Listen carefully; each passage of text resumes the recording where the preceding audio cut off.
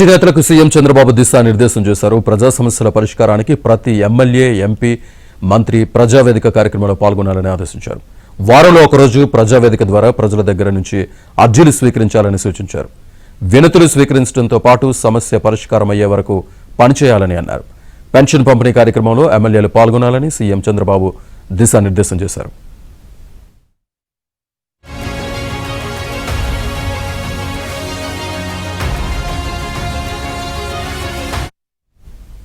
ఇదే విషయానికి సంబంధించి పూర్తి డీటెయిల్స్ మా ఏపీ బ్యూరో చీఫ్ రామారావు అందిస్తారు. రామారావు. శ్రీనివాస్, తెలుగుదేశం పార్టీ కేంద్ర కార్యాలయంలో పార్టీ బ్యాక్ ఆఫీస్ విభాగాలతో ముఖ్యమంత్రి చంద్రబాబు నాయుడు సమీక్షించారు. బ్యాక్ ఆఫీస్ కార్యకలాపాలతో పాటు ఎమ్మెల్యేలు, మంత్రులు నిర్వహించే కార్యక్రమాలపై కూడా సీఎం సమీక్షలు నిర్వహించారు.